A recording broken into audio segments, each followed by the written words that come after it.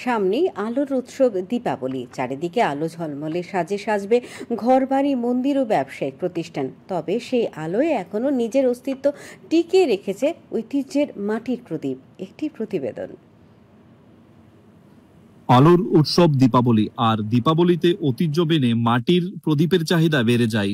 যদিও টুনি লাইট ও বৈদ্যুতিক আলোর দাপটে অনেকটাই কমেছে প্রদীপের ব্যবহার, তবে আজও ঐতিহ্য বজায় রেখে অনেকেই দীপাবলিতে মাটির প্রদীপ জ্বালান।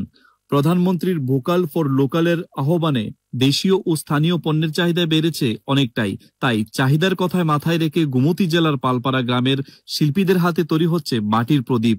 মাটির প্রদীপের চাহিদা বেড়ে যাওয়ায় খুশি তারা। আমি 5-7 বছর ধরে এই মাটির প্রদীপ নিয়ে আমার শিল্পী কাজ করতেছি।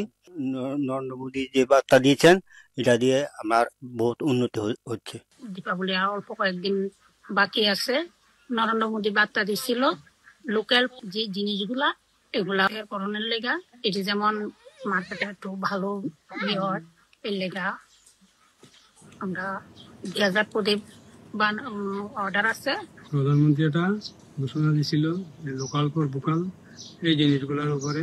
তাহলে এরপর থেকে আমরা কিন্তু মাটির কাজ বা আমরা যে কাজটা করতে আছি মাটির কাজটা, এই কাজটাই করতে আছি। এখন এটা চাহিদাও বাড়ছে। আধুনিকতা ও বিশ্বায়নের কারণে এই কুটির শিল্প এখন কিছুটা সংকটে। প্রতিযোগিতার বাজারে টিকে থাকতে শিল্পীরা তাদের কাজে নতুনত্ব এনেছেন, নতুন আকার, আকৃতি ও সজ্জার ব্যবহার করছেন। মৃৎশিল্পীকে টিকিয়ে রাখতে নতুন প্রযুক্তির ব্যবহার চেষ্টা চলছে। দূরদর্শন সংবাদ, ত্রিপুরা।